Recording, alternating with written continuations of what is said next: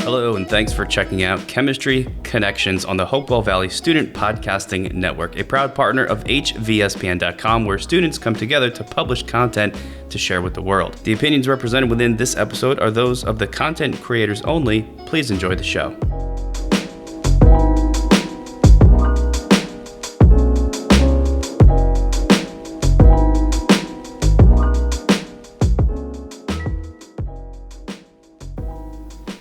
Welcome to Chemistry Connections. Our names are Riya, Mishra, and Summer Wang. And we are your hosts for episode number 3 called The Chemistry Behind Instant Film Cameras.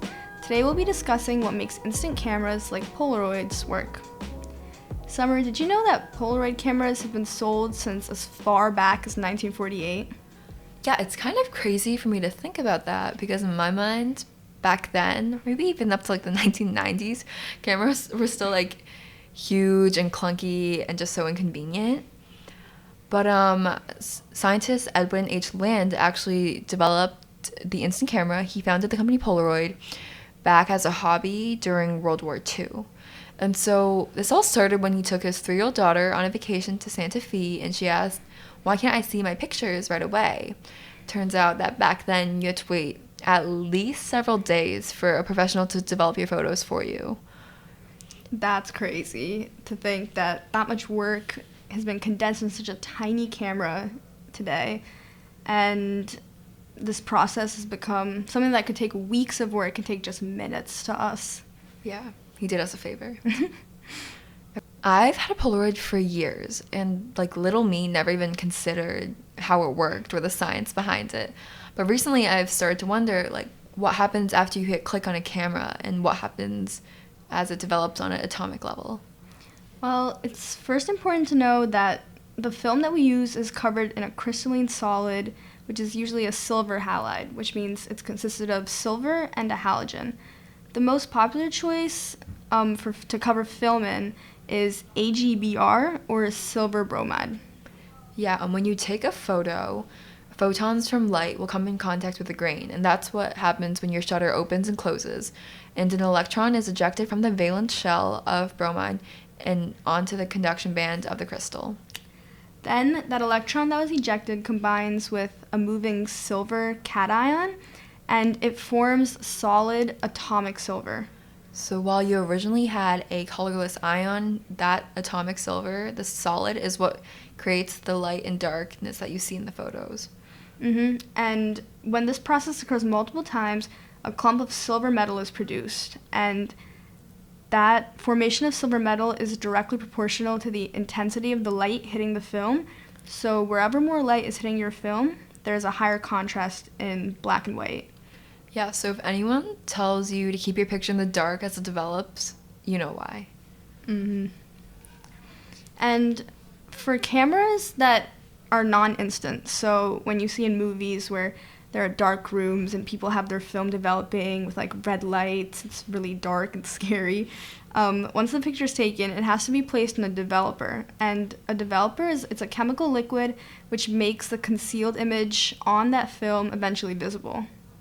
Yeah, developer can be chemically altered to adjust rate at which film develops. So like Riya was saying, back then you had a different chemical composition, and that's what resulted in your long process. So the biggest contribution of our scientist, Edwin H. is that he created a new developer that condensed the process into hours or even minutes. So what he did is, in these developers, he determined that if you had a developing agent, which is just a chemical which can help speed up the rate at which the developer works, agents such as KOH, which is potassium hydroxide, it can speed up the process by a lot because the developing solution has to have a certain pH to function optimally.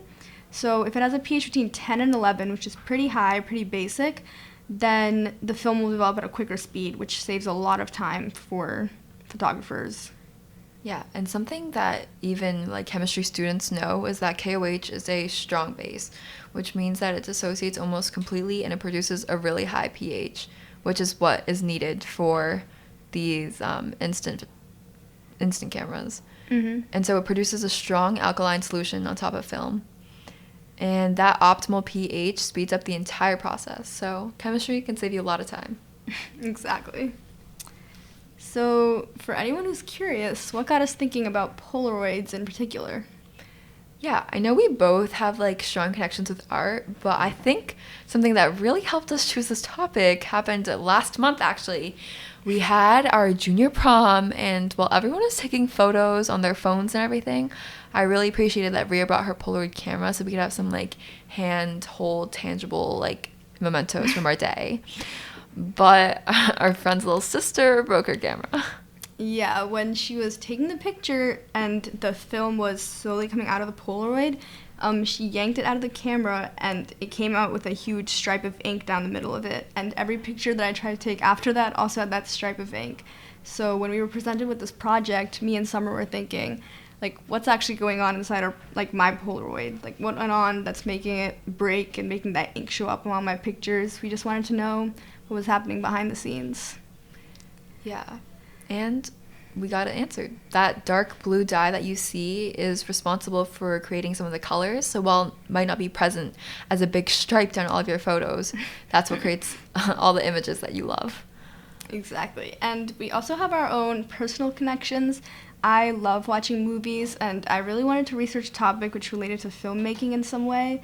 I thought it was great to learn about the most basic tool for creating any movie, which is a camera, and just understanding on a chemical level what happens when someone hits click.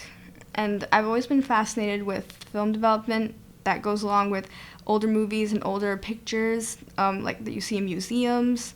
And these processes have been used by filmmakers and photographers for hundreds of years. So it's interesting that the things I've learned in chem every day can explain what goes on when I take a picture.